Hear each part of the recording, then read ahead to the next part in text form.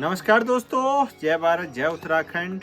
और आज हम उस युग में जी रहे हैं जहां डिजिटल इंडिया के नाम से हमारा देश इतना बड़ा प्रचार करता है, करोड़ों रुपए खर्च होते हैं। हम 4G, 5G, 6G, पता नहीं ऐसे कितने जी की बात कर रहे हैं, जिससे लोग सोच रहे हैं कि इतना हाई स्पीड इंटरनेट मिल जाएगा।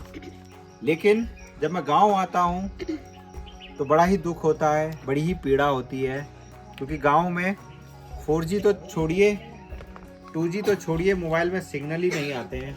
और आज मैं जिस गांव में हूं, ये किम गांव है, जो रिखणीखाल ब्लॉक के अंतर्गत आता है।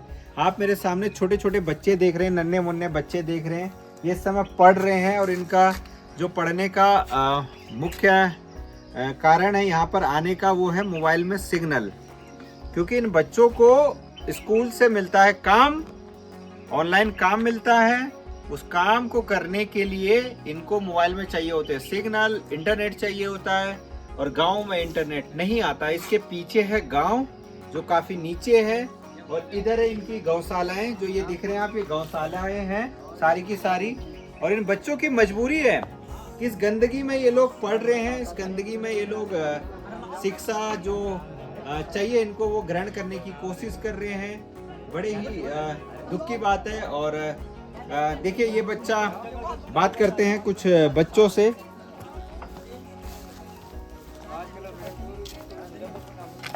क्या कर रहे हो, क्या नाम है आपका? कौन सी क्लास में पढ़ते हो? क्लास 7 में। क्या पढ़ाई कर रहे हो अभी? गणित का काम कर रहे, जो ऑनलाइन है। ऑनलाइन गणित का काम। तो कब तक रहते हो यहाँ पे जो है? यहाँ पर लगभग 7-8 बजे तक रहते हैं। 7-8 बजे तो अंधेरा हो जाता है, फिर कैसे लाइट कहाँ से आती है? ये फोन की टॉर्च बाल के। फोन का टॉर्च बात की। और यहाँ बारिश में भी बहुत तकलीफ होती है काम करने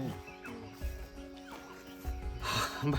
बच्चा जो है, मतलब कितने मासूमियत से अपनी परेशानी बता रहा है। लेकिन हालांकि उसने इस तरीके से बताया जैसे उसको पीड़ा हुई ना, क्योंकि आदत हो गई है यहाँ पे बैठ बैठ के काम करने की। बदबू आती है, गंदगी है, और किस तरीके से काम किया जाता है। कोई दूसरा बच्चा, बेटा क्या नाम है आपका? कौन सी क्लास में? 7th में। डर नहीं लगता बाघ का जो है यहाँ पे जो है? यहाँ तो इतना आतंक है बाघ का, भालू का।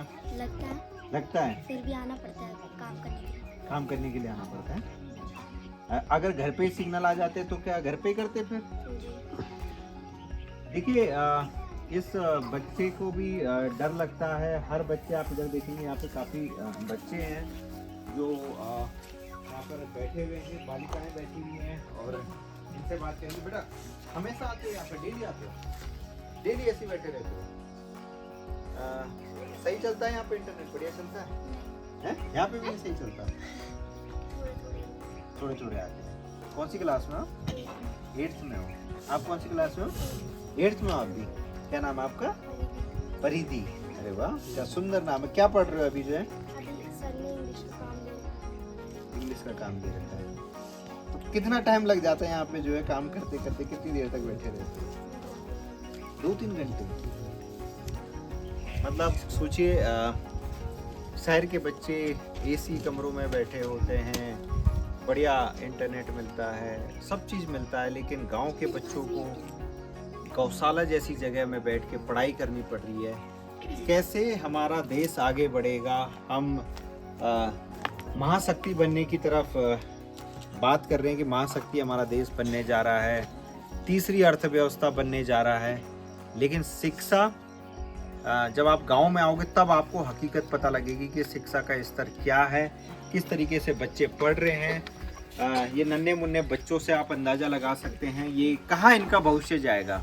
लेकिन इन सब कठिनाइयों से लड़ते हुए ये जूझ रहे हैं, प्रयास कर रहे हैं कि इनका भविष्य जो होगा वो सुनहरा होगा। इसलिए यहाँ पे बैठ के, इस गंदगी में बैठ के, जैसे तैसे करके पढ़ रहे हैं, अपने भविष्य के लिए लड़ रहे हैं। आज मैं किम गाँव में था और हमने इन बच्चों की हालत देखी, वाकई में बहुत पीड़ा हुई।